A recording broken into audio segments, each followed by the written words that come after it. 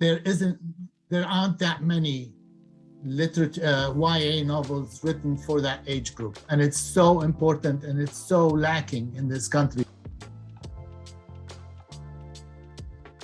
Let's say a high school teacher is on this call and says to you, or a high school teacher watching the YouTube video next week says to you, I want to do a unit on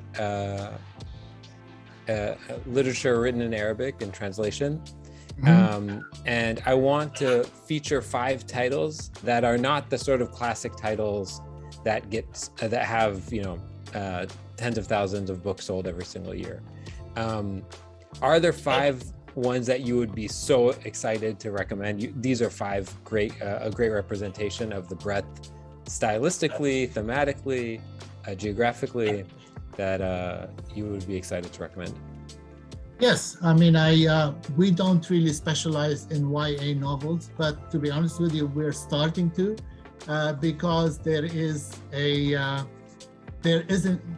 aren't that many YA novels written for that age group, and it's so important and it's so lacking in this country. So we have commissioned a number of YA novels. YA is young adult novels. YA is young adult for middle school and high school students.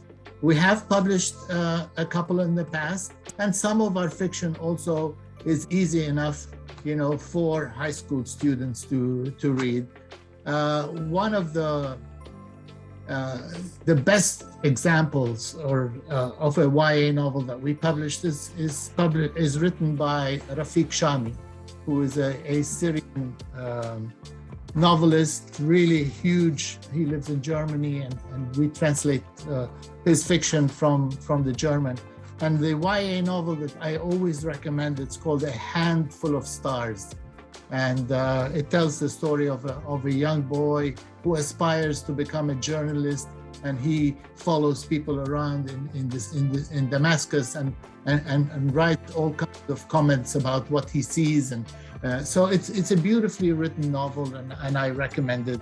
We are publishing in a couple of months the first ever YA novel that deals with the Israeli apartheid and Israeli occupation. It's called Ida in the Middle, and it's written by Nora Lester Murad.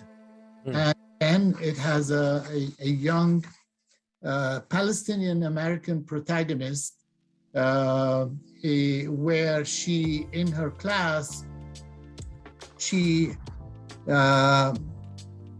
is given asked to put together a passion project and write about a passion.